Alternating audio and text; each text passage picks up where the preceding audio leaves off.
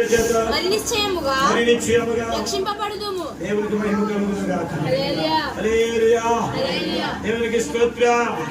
నిత్యముగా ఆయన మరణం ద్వారా మనకి ఏమి ఇస్తున్నాడంట?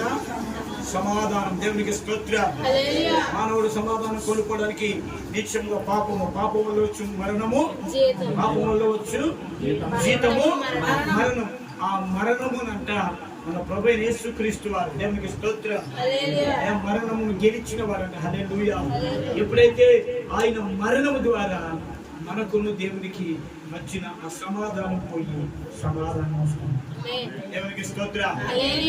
దేవుడు నీతో చెప్తున్న మాట, ఈ కుటుంబానికి నేను సమాధానం ఇవ్వబోతున్నాను. హల్లెలూయా. నా కొరకు సమాధానం ఇవ్వటకు, నా కుటుంబానికి సమాధానం ఇవ్వటకు నీవేం త్యాగం చేశావు అంటే నీ కొరకు నేను మరణించాను. ఆమేన్.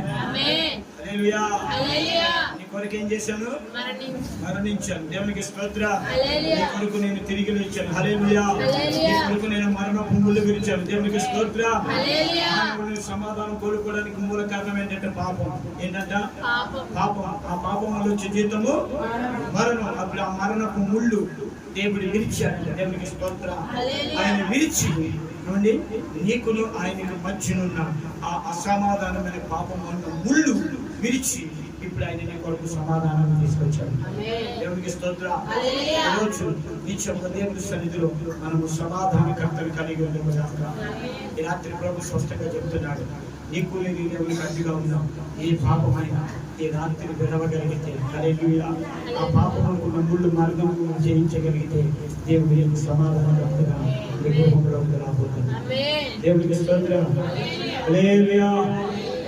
ఇంకొక వచ్చిన కూడా చదువుదాం.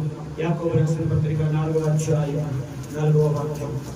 యాకోబు రాసిన పత్రిక 4వ అధ్యాయం 4వ వాక్యం కూడా మనం స్పష్టంగా ధ్యానం చేయగలుగుతాం.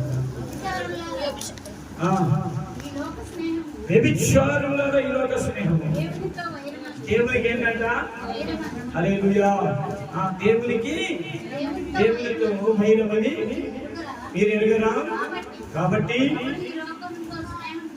ఎవడు ఈ లోకముతో చేయగలను. దేవునికి స్తోత్రం. హల్లెలూయా. అర్థమైందండి?